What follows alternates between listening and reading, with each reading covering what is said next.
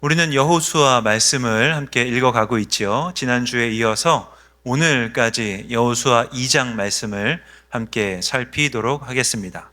여호수아 2장의 구조에 대해서 지난주에도 함께 나누었었는데요. 오늘은 여호수아 2장 8절부터 24절까지 나오는 내용을 함께 다루겠습니다. 1절부터 24절까지 구조는 지난주에 보았고요. 오늘은 8절부터 24절까지 구조를 잠시 다시 살펴보도록 합니다. 보여주십시오. 네, 보여주십시오. 8절부터 11절까지는 라합의 신앙 고백에 대하여서, 그리고 12절부터 14절까지 말씀은 라합과 정탐꾼이 언약을 맺는 장면, 이것이 나오고요. 그리고 15절에서 21절까지는 라합이 그대로 돌아가지 말고 3일 동안 산에 숨어 있다가 돌아가라는 조언, 그리고 우리가 맺은 언약에 대하여 다시 재확인하는 내용이 나오고 나서 여호수아에게 다시 정탐꾼들이 돌아가는 내용이 2장 8절부터 24절까지 말씀에 기록이 되어 있습니다. 우리는 라합의 신앙 고백, 그리고 언약, 약속이라는 제목으로 말씀을 함께 나누도록 할 텐데요. 라합이 어떤 사람인지 지난주에 함께 살펴보았습니다. 그녀는 기생이었습니다. 기생이라고 하는 말의 어원을 살펴보니까 매춘부라고 하는 의미를 가지고 있습니다. 라합이라고 하는 여인은 여리고 성에서 낮은 지위, 그리고 다른 사람들에게 존중받지 못하는 처단 취급을 당하며 살았던 사람이었습니다. 여인의 이 라합의 하루하루는 어떠하였을까 생각해 보면 그렇게 기쁘지는 않았을 것 같은 일상이었겠지요. 먹고 살기 위하여서 자신의 몸을, 그리고 다른 사람들에게 숙박업소를 제공하며 살아야 했기 때문에 라합의 일상이 행복했다고 이야기하기는 어려울 것 같습니다. 특히 라합이 살고 있는 여리고성은 가나안 지역에서도 우상 숭배의 중심지이기도 하였습니다. 가나안 땅에 있는 우상의 주된 신이 바알과 아세라 신인데요.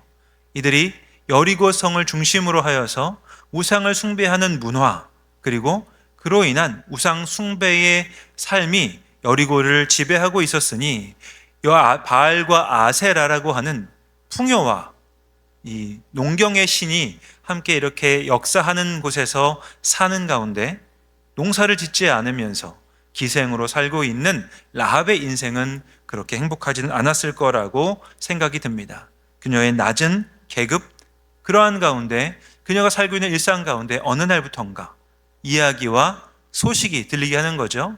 어떤 민족에 관한 소식이었습니다. 이 민족이 어떤 사람들이었는지 사람들이 수근수근 하는 소리가 라합에게도 들려지게 됩니다. 왜냐하면 라합의 집에는 많은 사람들이 드나들면서 자신들이 들었던 소식과 이야기에 대해 함께 나누는 일들이 많이 있었기 때문입니다.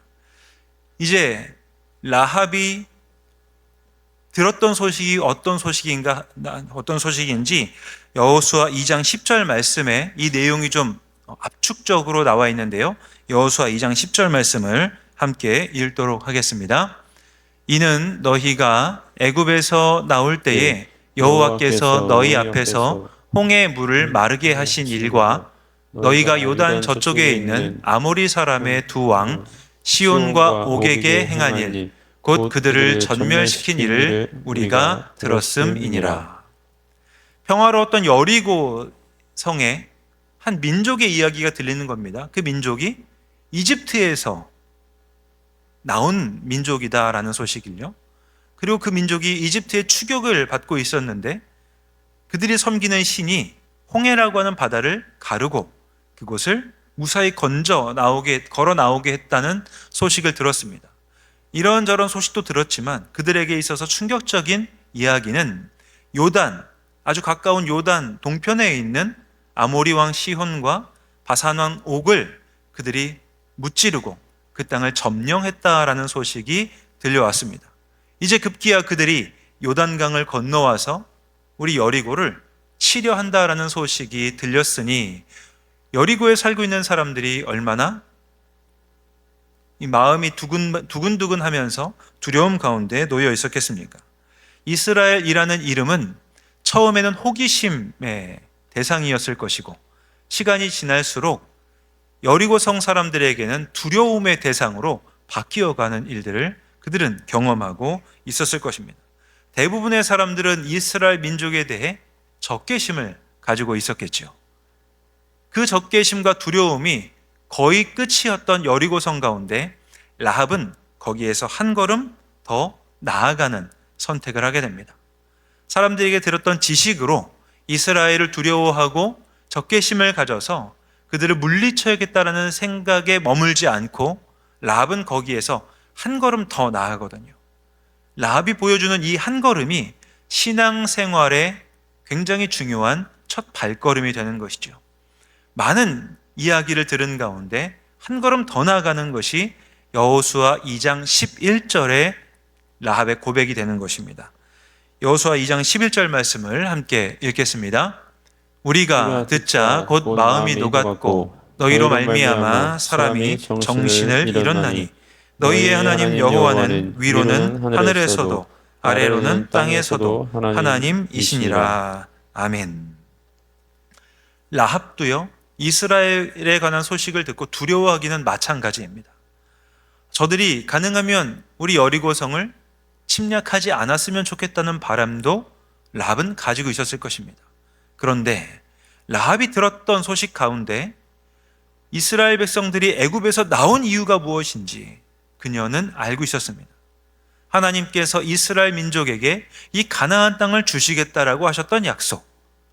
그래서 하나님이 이스라엘 백성들을 홍해를 건너게 하시고 광야를 지나게 하셔서 요단 동편에 있는 민족들을 점령하게 하셨다는 소식을 듣고 이제 그들이 그곳에 머물지 않고 요단 서편으로 넘어와야 된다는 소식을 들었을 때에 라합은 두려움에 머물지 않고 그곳에서 한 걸음 더 나가는 것이죠. 2장 11절 하반절 말씀에 나와 있는 내용인데요.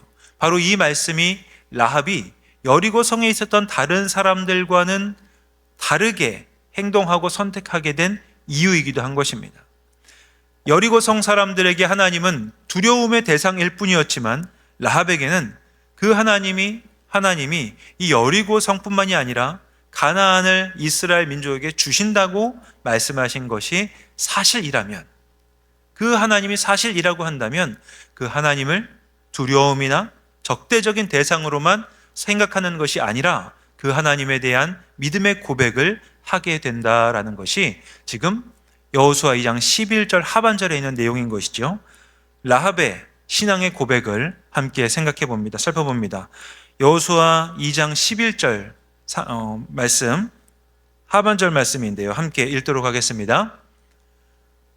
너희의 하나님 여호와는 위로는 하늘에서도 아래로는 땅에서도 하나님이시니라 라고 하는 고백. 라합이요, 이 고백을 하였습니다. 이 믿음의 고백이라고 할 수 있는 이 내용의 고백이 결국 라합으로부터 숨어들었던 정탐꾼들을 살려주는 선택을 하는 것으로 그 믿음의 신앙의 고백으로 나타난다고 지난주에 함께 살펴보았습니다. 라합 입장에서는 이 고백이 실제로 정탐꾼들을 살려주는 선택으로 실행되기까지 많은 고민이 있었다고 지난주에 함께 말씀을 드렸었습니다. 왜냐하면 정탐꾼을 살려준다는 말은 민족을 배반하는 것, 지금까지 라합이 살아왔던 인생을 송두리째 다 버리고 새로운 인생을 살아야 되는 내용이기도 하기 때문입니다.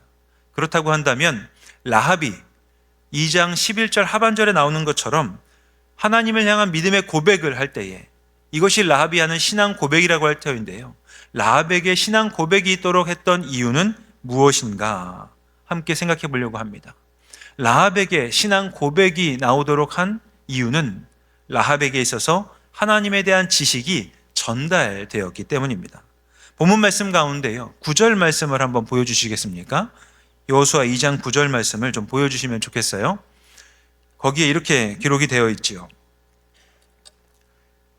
말하되 여호와께서 이 땅을 너희에게 주신 줄을 내가 아노라 라고 기록하고 있습니다. 라합은 하나님께서 이스라엘 백성들에게 가나안 땅을 주셨음을 들었습니다.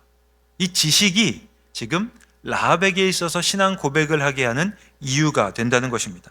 10절에는 이렇게 기록이 되어 있습니다. 10절 말씀 제가 읽어드리도록 합니다.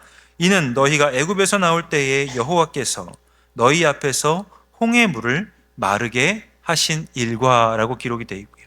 그 이후에 또 라합이 이야기하는 하나님에 대한 지식은 다음과 같습니다. 너희가 요단 저쪽에 있는 아모리 사람의 두 왕 시혼과 옥에게 행한 일, 곧 그들을 전멸시킨 일을 우리가 들었음이니라 라고 기록합니다. 라합이 말하고 있는 내용은 하나님이 어떤 일을 하셨는지에 대한 지식이라는 말인 것이죠. 하나님에 대한 지식이 라합에게 하나님을 알게 했고, 하나님이 하늘을 다스리시는 분뿐만이 아니라 이 땅을 다스리는 분이라는 신앙 고백에 이르게 하였다라는 것입니다. 하나님에 대한 지식, 하나님을 우리가 알아가는 노력을 해야 되는 이유가 여기 있습니다. 하나님에 대한 지식이 없으면 우리가 하나님을 믿음으로 고백할 수 있는 근거가 사라져버리죠. 우리에게 하나님은 어떤 분으로 우리의 입술을 통해 고백되어지는지 여러분께서도 한번 오늘 집으로 돌아가셔서 하나님을 향한 나의 신앙 고백을 적어보시면 좋겠습니다. 우리가 어렸을 때부터 신앙생활을 하며 들어왔던 하나님에 대한 지식, 그리고 신앙생활하며 내가 경험했던 하나님에 대한 역사, 그리고 내가 알고 있던 지식과 삶에서 경험했던 하나님에 대한 경험이 불일치할 때에 이전에 알고 있던 지식과 하나님에 대한 경험이 씨름하며 다시 재해석되고 다시 쌓아갔던 그 지식이 오늘날 우리가 하나님을 고백하게 하는 신앙 고백의 근거가 되는 것이죠. 그런 측면에서 하나님에 대한 지식이 여리고성 사람들에게는 신앙 고백으로 이루어지지 않았지만 라합에게 있어서는 하나님에 대한 지식, 들었던 지식이 하나님에 대한 신앙 고백으로 나타나고 있음을 우리는 보게 되는 것이죠. 그런 측면에서는 라합의 고백이요, 위대한 고백이라고도 할 수 있지만 사실 라합은 하나님에 대한 지식만으로 신앙을 고백하고 있다는 사실을 먼저 이 시간 잠깐 확인하고 넘어가도록 하겠습니다. 우리가 신앙생활 하면서요, 하나님에 대한 지식을 날마다 조금씩 더 쌓아가야 되는 이유가 여기 있는 것이죠. 여러분, 신앙생활 하시면서 성경 많이 읽고 계시죠? 마치 안 읽으시는 것처럼 조용하십니까? 성경 읽으시죠? 성경을 우리가 왜 읽어야 되겠습니까? 성경을 읽으면 우리 주보에 기록된 것처럼 나는 성경을 몇 독했습니다라고 기록하고 내가 성경을 몇 독했다는 사실을 사람들에게 알리기 위해서 성경을 읽지는 않겠죠. 아니면 그냥 성경을 읽어야 된다라고 누군가 말을 하니까 그래, 성경을 읽어야 되겠다라는 생각으로 마냥 성경을 읽고 계시는 분도 있을 것 같습니다. 그러나 우리가 성경을 읽는 근본적인 이유는 말씀 가운데 기록되어 있는 하나님을 날마다 조금씩 더 넓게 알고 더 깊게 알아가기 위함임을 우리는 기억해야 하는 것입니다. 성경을 읽을 때 우리의 목적은 무엇인가? 이곳에서 윤리적인 교훈이나 아니면 도덕적인 우리의 지침들을 얻고자 함이 아니라 이 속에서 기록되어 있는 사건과 하나님이 우리에게 주시는 말씀을 통하여 하나님의 마음과 하나님의 뜻과 하나님의 계획, 근본적으로는 하나님을 더욱더 넓고 깊게 알아가기 위함임을 우리는 기억해야 합니다. 그런 측면에서 말씀은 우리가 이 땅에서 호흡이 끊어지는 날까지 계속해서 읽어가야 될 터인데 여러분께서 이미 고백하시는 것처럼 말씀 읽는 게 쉽지가 않으시죠? 예전에는 조금 읽기 쉬우셨는데 요즘은 점점 힘들어지실 겁니다. 왜냐하면 눈이 침침해지시기 시작하셨기 때문일 겁니다. 그때가 오기 전에 하나님이 우리에게 허락하신 건강이 아직 유지될 때에 하나님을 향한 지식을 계속해서 넓혀가고 더 넓고 깊게 만들어가는 여러분들 되시기를 주님의 이름으로 간절히 축원합니다. 하나님에 대한 지식이 우리에게서 날마다 넓어져야 되는 이유는요, 우리가 알고 있는 지식이 이 땅에서 하나님에 대한 경험을 해석하기에 많이 부족하기 때문입니다. 어린 아이들에게 하나님이 어떤 분이야 라고 물어보면요, 하나님은 기도하면 응답해 주시고 하나님은 나를 사랑해 주시고 내가 기도하면 나에게 바로 즉각적으로 하나님의 역사를 보여주는 분이라고 이야기할 것입니다. 왜냐하면 주일학교에서 그렇게 배웠거든요. 그러나 우리가 신앙의 연수가 길어지면, 우리가 점차 성장하면서 세상을 살다 보면 하나님이 우리가 기도할 때에 즉각적으로 응답해 주시기보다는 하나님의 부재가 느껴지거나 하나님이 침묵하시는 것처럼 느껴질 때가 있습니까? 없습니까? 있지요. 많습니까? 적습니까? 많습니다. 그러하기에 하나님에 대한 지식이 아주 작고 협소하게만 우리에게 자리하고 있다면 우리가 가지고 있는 지식으로는 우리가 사는 세상에서 하나님에 대한 경험을 우리가 나의 지식으로 해석할 수 없는 일들이 많이 생긴다라는 것입니다. 그러하기에 하나님에 대한 지식이 점점 넓어지고 확장되기 위해 우리는 노력해야 된다는 사실을 오늘 이 본문을 통하여서 확인하게 됩니다. 물론 하나님에 대한 얇은 지식으로도 신앙 고백은 할 수 있습니다. 마치 라합처럼 말이죠. 하지만 라합의 신앙 고백은 신앙 생활에 있어서 한 가지가 결여되었다라는 사실을 우리는 기억해야 됩니다.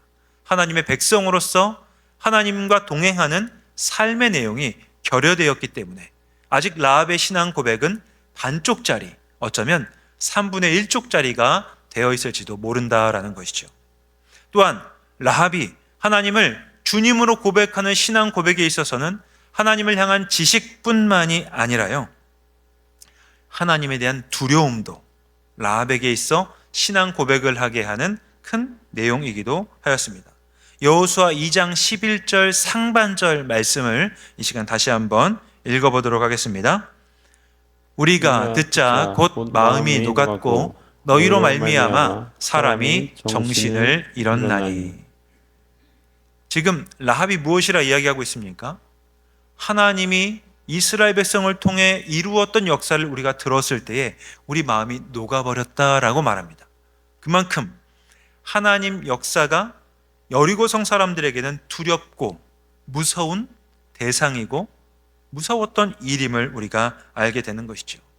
라합이 하나님에 대해서 고민할 수밖에 없었던 이유는요, 라합이 하나님이 어떤 분인지 정리할 수밖에 없었던 이유는 하나님의 역사로 말미암아 나타난 그 일이 라합에게 두려움으로 다가왔기 때문입니다. 우리가 하나님을 주님으로 고백한다고 할 때 하나님이 내 삶의 주인이라고 우리는 입술로는 고백하지만 실제로 내 삶이 하나님이 주인이라고 고백하는 내 입술의 고백과는 조금 거리가 있을 때가 제법 있다는 사실을 여기 있는 분들은 다 고백하실 수밖에 없을 겁니다. 왜냐하면 우리는 수요 기도에 나올 정도로 하나님을 향해선 진심이기 때문입니다. 하나님을 향해서 우리는 진심으로 예배하고 하나님을 향해 열심히 섬기고 하나님의 말씀에 순종하려고 노력하는데도 불구하고 하나님을 주님으로 고백한다고 입술로는 우리가 말은 하지만 실제로 내 삶을 돌아볼 때에는 우리의 입술의 고백만큼 내 삶이 그 고백을 따라가지 못할 때가 제법 많음을 우리는 누구나 동의할 수밖에 없습니다. 그러다 보니 대표 기도를 하시는 분들의 단골 멘트가 다음과 같지 않습니까? 하나님, 하나님의 사람으로 우리가 이 땅을 살려고 마음은 먹고 살지만 세상에 나가서 하나님의 사람답게 살지 못하다가 주님 앞에 다시 나와왔으니 우리를 용서해 달라고 우리가 기도할 수밖에 없는 것이, 우리 입술의 고백을 통해 하나님이 주님이라고 고백하지만 그 입술의 고백이 내 삶에 합당할 만큼 일치를 이루지 않는다는 사실을 우리는 알 수 있습니다. 그런데요, 라합은 지금 하나님을 두려워합니다. 왜냐하면 하나님이 실제로 이루셨던 일들이 눈앞에 다가왔기 때문이죠. 하나님께서 무엇을 싫어하시는가? 하나님께서는 죄를 싫어하십니다. 하나님의 자녀답지 않은 말, 하나님의 자녀답지 않은 행동, 하나님의 영광을 가리는 행동과 결정을 하나님은 싫어하십니다. 우리도 그 사실을 압니다. 그런데 내가 죄를 선택할 때에 하나님의 심판이 즉각적으로 임한다고 우리가 생각하지 않다 보니까 이 땅을 살면서 우리는 재정적인 유혹 앞에서 아니면 지위와 명예와 명성에 관한 유혹 앞에서 하나님의 사람다움과 이 세상의 유혹 가운데 세상의 유혹에 타협할 때가 있음을 믿음으로 바라보게 되는 것이죠. 하나님을 아는 것, 얼마나 우리가 신앙생활을 오래 했는가는 그것과는 상관없는 것처럼 보이기도 합니다. 그런 측면에서 내가 신앙생활을 얼마나 오래 했는지, 내가 이전에 하나님의 은혜를 얼마나 풍성하게 많이 경험했는지, 내가 하나님께 열심히 순종하여서 얼마나 많은 순종의 열매들을 얻어왔는지는 옛 이야기일 뿐이고요. 오늘 하나님과의 관계가 더욱더 친밀하지 않다고 하면 오늘 지금까지 오랜 시간 신앙생활을 해왔음에도 불구하고 우리는 죄의 유혹에 손을 뻗을 수 있는 약한 존재임을 우리는 기억해야 하는 것이죠. 이처럼 하나님이 두려운 존재라고 하는 사실이 라합에게 자기의 신앙을 살피고 하나님이 어떤 분이신지를 생각하여서 하나님이 하늘에서도 하나님이시지만 이 땅에서도 우리가 살고 있는 이 땅, 특별히 여리고와 같은 우상 숭배의 중심지에서도 하나님이 역사하실 것을 라합은 자신의 입술로 고백하고 있는 것입니다. 그렇다고 한다면 신앙생활하고 있는 우리에게 나의 입술의 고백이 내 삶과 일치하는지를 돌아보게 하는 것이 바로 예배의 자리에서, 우리가 기도하는 기도의 자리에서 확인해야 될 것임을 우리는 확인하고 다시 한번 돌아보게 되는 것이죠.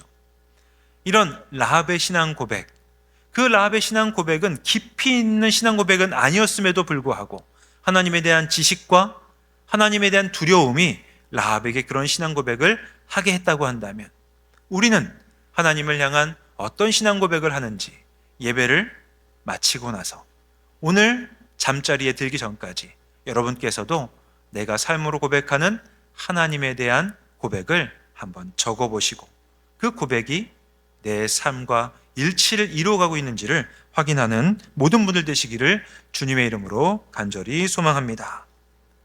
이런 라합이 신앙 고백을 하게 되자 이제 그 신앙 고백에 합당한 결과로 라합과 이스라엘 민족 간의 언약이, 약속이 체결되는 것을 보게 되는데요.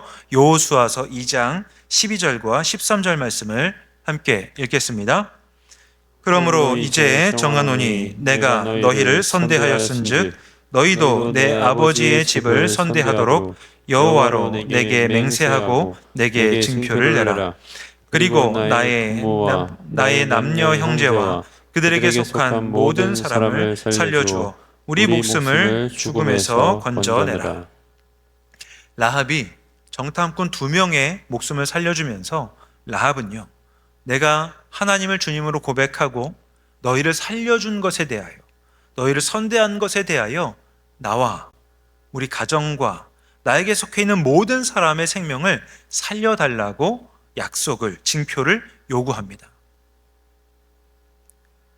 라합의 고백과 라합의 헌신이 위대한 것처럼 보이긴 하지만 아직까지 그가 이스라엘 백성을 위해서 헌신했다거나 아니면 큰 업적을 이루었다고 이야기하긴 어려움에도 불구하고 라합의 요구는 아주 대단해 보입니다.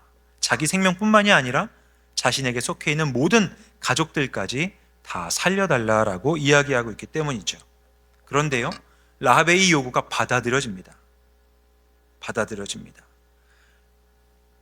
두 정탐꾼이 라합의 요구에 대하여서 이렇게 대답하거든요. 여호수아 2장 11절 말씀, 14절 말씀, 여호수아 2장 14절 말씀을 함께 읽겠습니다.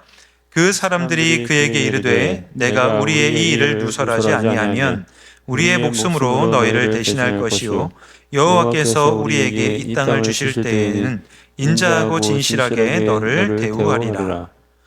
라합의 요구 그리고 두 정탐꾼의 응답으로 약속이 체결됩니다. 그리고 하나의 징표를 주는데요. 그 징표가 무엇이냐면 이제 두 정탐꾼이 돌아가서 여리고로 이스라엘 민족이 들어올 때에 라합의 집에 붉은 줄을 증표로 달아내리라라고 하는 요구를 하게 되는 것입니다. 이 붉은 줄을 달아내렸을 때에 이스라엘 백성들이 그 줄을 보고 그 집 안에 있는 사람들은 죽이지 않겠다라고 하는 약속을 체결하게 되는 것이지요. 온 여리고가 다 멸망해야 되는 상황 가운데 붉은 줄을 달아내린 집, 그 집에 있는 사람은 구원을 얻게 됨이 이스라엘 백성과 라합의 언약의 체결이었습니다. 여호수아 2장에서 라합의 이야기가 들어가는 이유가 바로 여기에 있습니다. 사실 여호수아 2장은 없어도 되거든요. 하나님께서 이스라엘 백성들에게 강하고 담대하라고 말씀하십니다. 이제 양식을 준비하고 여리고성으로 들어가라 해서 하나님 말씀에 순종하여 요단을 건너가고 여리고성을 쳐도 이야기 흐름에는 전혀 문제가 없습니다.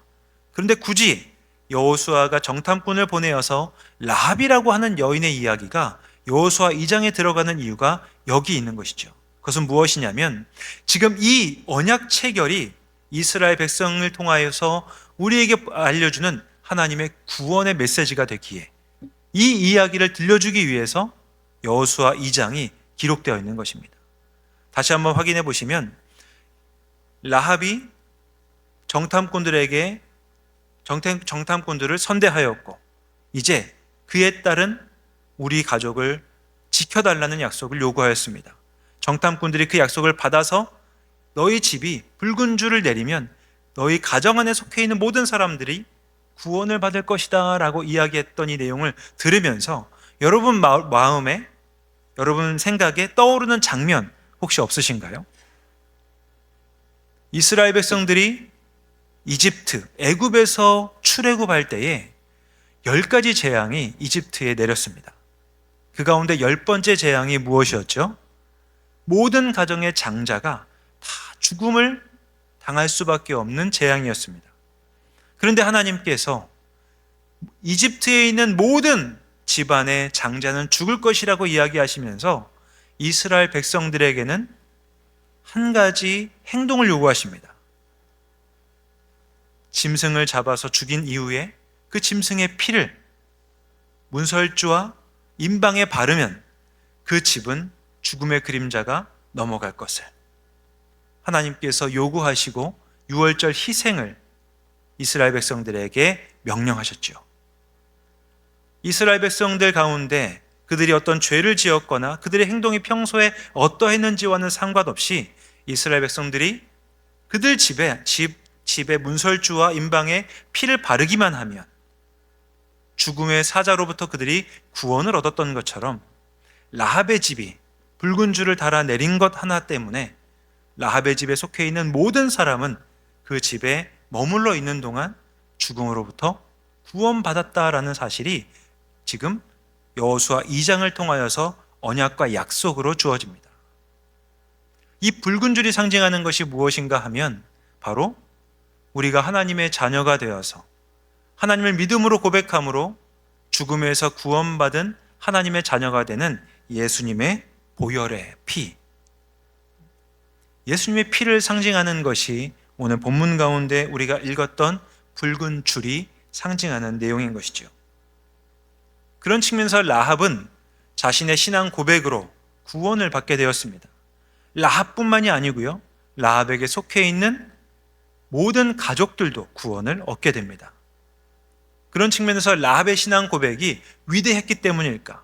라합이 엄청나게 큰 하나님의 일들을 했기 때문일까? 그렇지 않다는 사실을 기억하시면 좋겠습니다. 라합의 신앙 고백은요, 하나님에 대한 지식 그리고 하나님에 대한 두려움, 이 두 가지로 나오게 된 신앙 고백이었습니다. 하나님과 동행했던 적도 없고 하나님에 대하여 깊이 성찰하여서 하나님에 대한 믿음의 고백이 풍성할 만큼의 삶도 없었지만 그에게 들려졌던 아주 이스라엘에 대한 지식만으로도, 그리고 그 마음의 두려움을 가지고 하나님에 대하여 하나님은 위로는 하나님의 위로뿐만이 아니라 하늘에서뿐만 아니라 땅에서도 하나님이시라는 고백을 함으로 인하여 라합과 라합의 모든 가족이 구원을 얻게 된다는 사실이 오늘 우리에게 주시는 하나님의 은혜인 것이죠. 우리가 구원받았던 사건, 우리가 구원받았을 때를 한번 생각해 보십시오. 우리가 하나님의 자녀가 되었을 때 우리는 하나님에 대해 깊이 알지는 못한 상태로 하나님의 구원을 받았었습니다. 내가 구원받았다는 사실을 자랑할 만한 하나님에 대한 지식이 풍성했던 것도 아니고, 하나님을 향해서 헌신하거나 하나님께 내어놓을 만한 업적이 있었던 것도 아니었습니다. 그럼에도 불구하고 하나님께서 우리에게 은혜를 베푸셔서 무조건적인 사랑을 우리에게 베풀어 주심으로 우리가 하나님의 구원을 받은 백성이 되었다는 사실이 라합 사건을 통하여서 우리에게 다시 한번 생각하게 되는 기회가 되는 것이죠. 그런 측면에서 우리가 구원받은 백성이라는 사실은 자랑하거나 교만할 수 없는 이유이기도 합니다. 좌우를 바라보시면서 이렇게 한번 이야기해 보실까요? 우리가 구원받은 것은 자랑할 만한 일이 아닙니다 라고 말이죠. 네.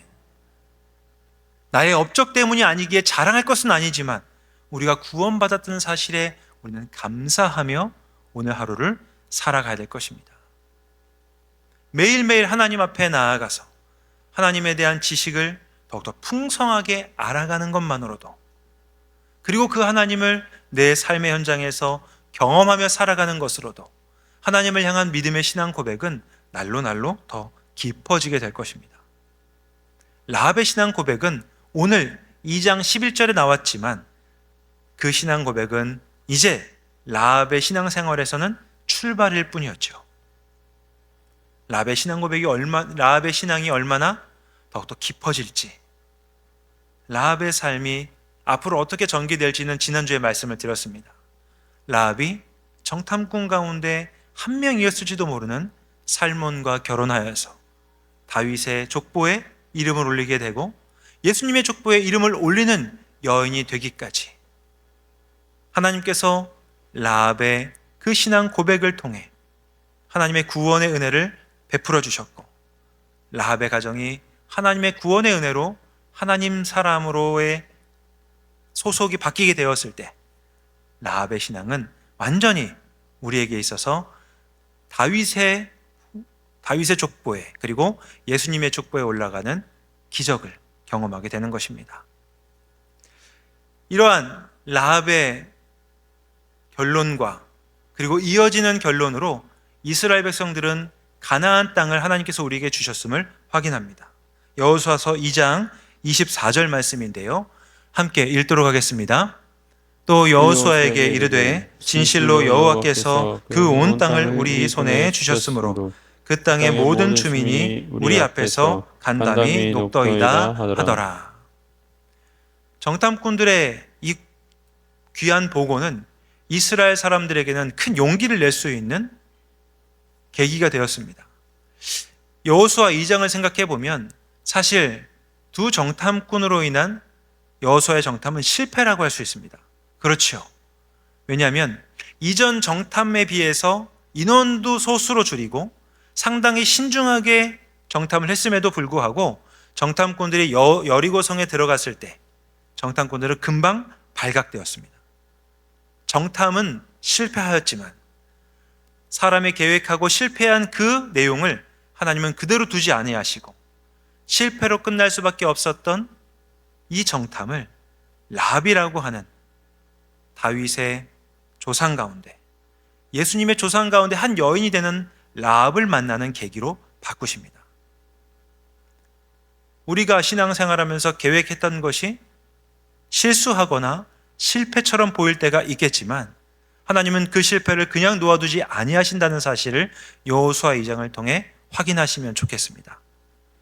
그래서 우리가 하나님을 향한 믿음을 끝까지 잘 유지하고 하나님이 우리에게 신실하게 역사하실 것을 신뢰하면서 우리 신앙의 길을 끝까지 걸어갈 때에 하나님께서는 우리의 신앙 여정을 통해 하나님의 역사를 이루신다는 사실을 믿음으로 고백하는 모든 우리 교우분들 되시기를 주님의 이름으로 간절히 기원합니다.